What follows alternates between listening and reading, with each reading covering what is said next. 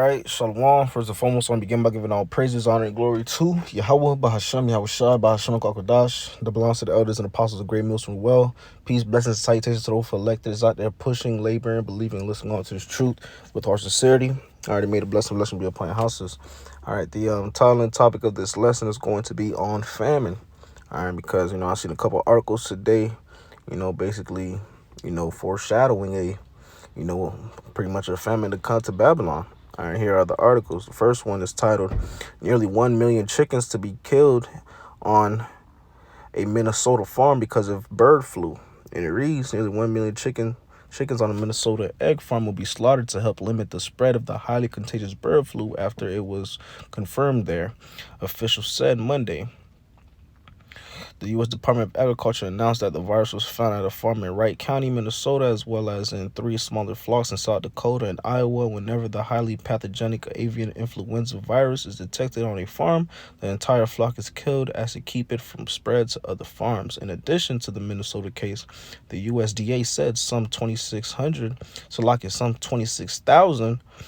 turkeys will be killed on a farm in McPherson County in South Dakota, and nearly 17,000 birds will be slaughtered on 2 farms in Iowa Clay County.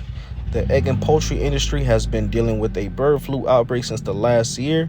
In 2022, nearly 58 million birds, mostly chicken and turkeys, were slaughtered to deal with the virus, contributing significantly higher egg and turkey prices. The Minnesota farm is the first egg-laying operation where the bird flu has been found this year.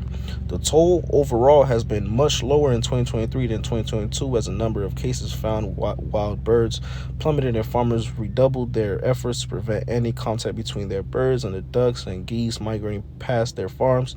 Even after 940,000 chickens on the Minnesota farm are slaughtered, there will only have been about 3.4 million birds killed this year.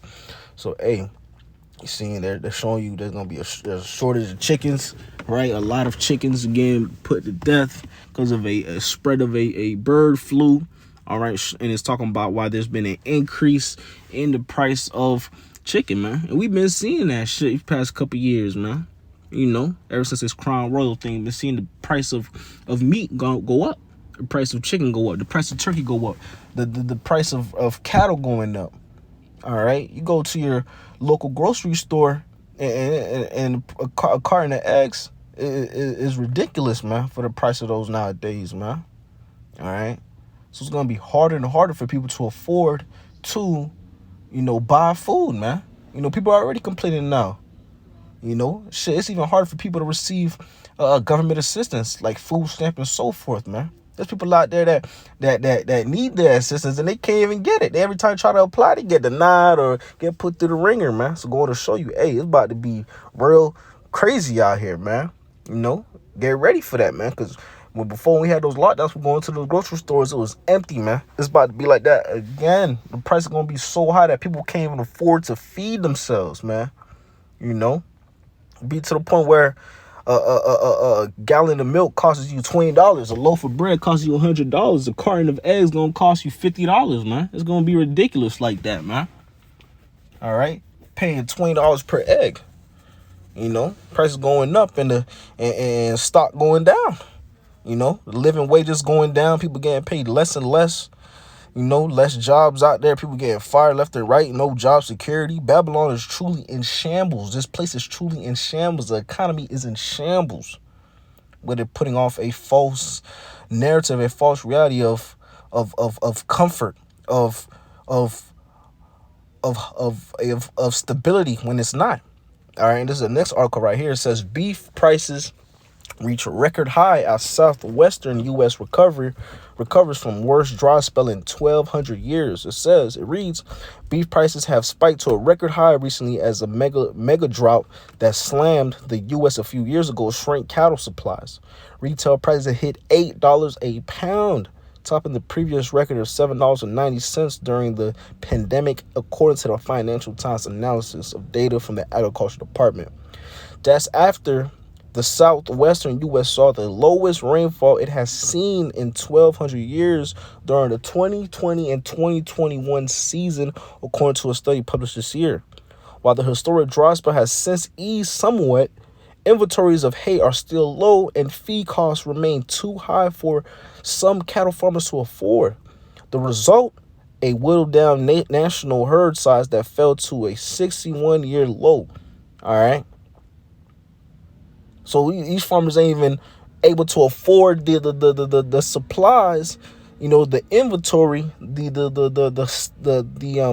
the feed, to be able to feed their livestock, man. It's becoming too expensive, man.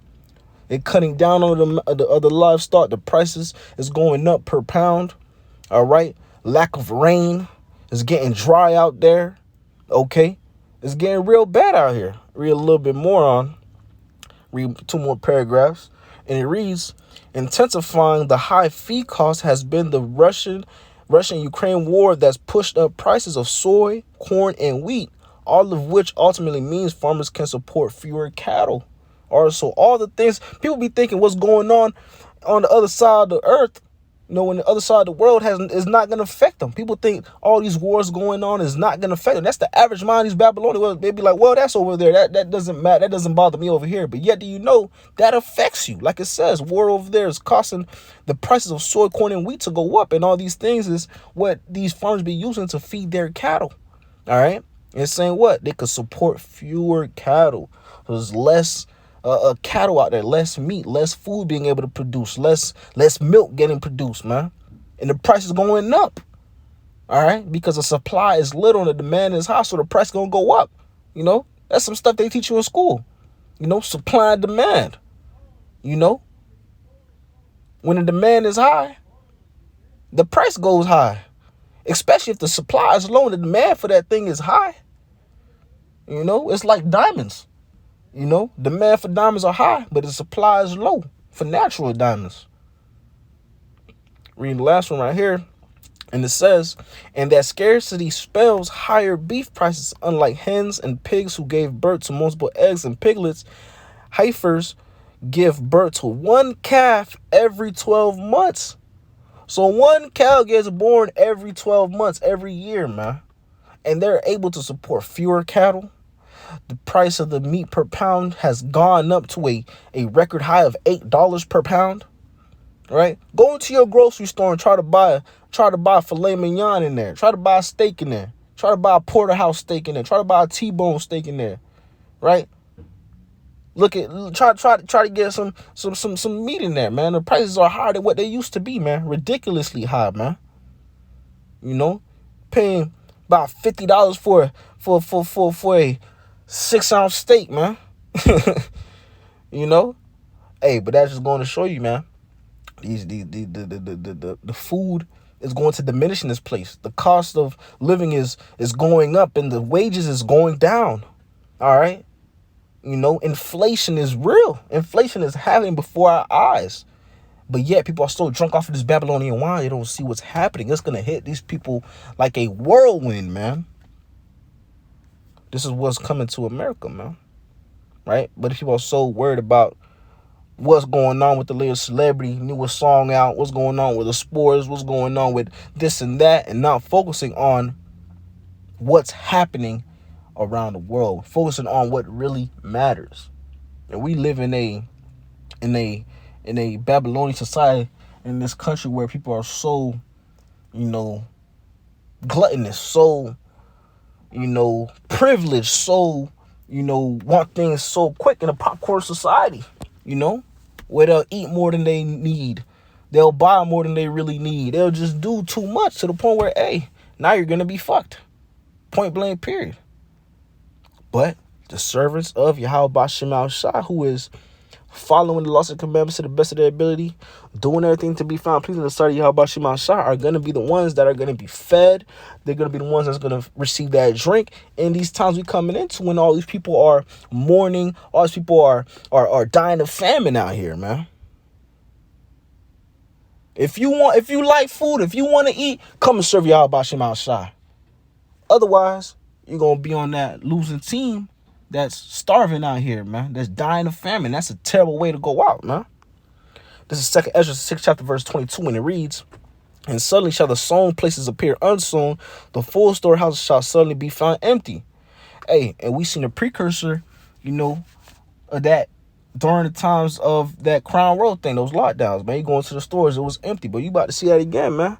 Meats getting locked up, rows of food empty. All right. You know, the supply is so low, they ain't even sending it out to those certain grocery stores. Less and less food deliveries happening to these grocery stores, man. All right. Prepare for this. Matthew 24, chapter verse 7, and it reads, "For nation shall rise against nation, and kingdom against kingdom. There shall be famines and pestilences and earthquakes in diverse places." And we're seeing all these things, man. Nation against nation, wars, rumors of wars. You know, new pestilences coming out damn near every month, man. You know, famines, earthquakes in diverse places, man. We're seeing that we are truly in the end times, man. You know, it's made, known the times that we are in. The Lord is letting us know. He wrote in the scriptures, is written in the scriptures, let us know what to see, to know, so we could be prepared to know that we are in the final times. But yet, people are so drunk off this Babylonian wine. Sirach or Ecclesiastes 39, chapter verse 28, and it reads, "There be spirits that are created for vengeance, which lay in their fury, lay on sore strokes. In the time of destruction, they pour out their force and appease the wrath of him that made them." Verse 29, "Fire and hell and famine and death, all these were created for vengeance," man. All right. Famine is one of the Lord's vengeances, man. You know, when famine comes, the Lord did that, man. So when all these judgments that happen on the planet Earth, remember, this is the will of Yahweh Bashim Al-Shai. This is the doing of Yahweh Bashim Al-Shai. Yahweh Bashim Al-Shai is the one that sent these judgments out here, man. Because the Lord is fed up with this wicked place. All right? This is Joel the 5th chapter verse 20. And it reads, "In famine he shall redeem thee from death, and in war from the power of the sword." And like I was saying early, the servants of Yahweh Bashim Al-Shai, the true servants of Yahweh Bashim Al-Shai, that is doing everything to be found pleasing in the sight of Yahweh Bashim Al-Shai, is the ones that are going to receive food, drink, protection, the hedge of protection, a place to put their head on. They're the ones that's going to be guided and protected in these times that we are coming into, man. All right? Because without the Lord in these times we're coming into, you're as good as dead out here. Without that hedge of protection over you, you're as good as dead out here, man. You need Yahweh Bashim Yahushua these times we're coming into. You're going to need that divine intervention. All right? But hey, Lord, witness was edifying to the elect of Israel. These are the times that we are coming into. These are the times that we are in. But with that being said, I want to give all praises, honor, and glory to Yahweh, Ba'ashem, Yahushai, Ba'ashem, Kwakwadash, the balance of the elders and apostles of great mills from the well. Peace, blessings, and salutations to the for elect. Those out there pushing, laboring, believing, listening on to his truth with heart sincerity. Until next time, shalom, and a bubble ball. Kwame Masharallah, shalom.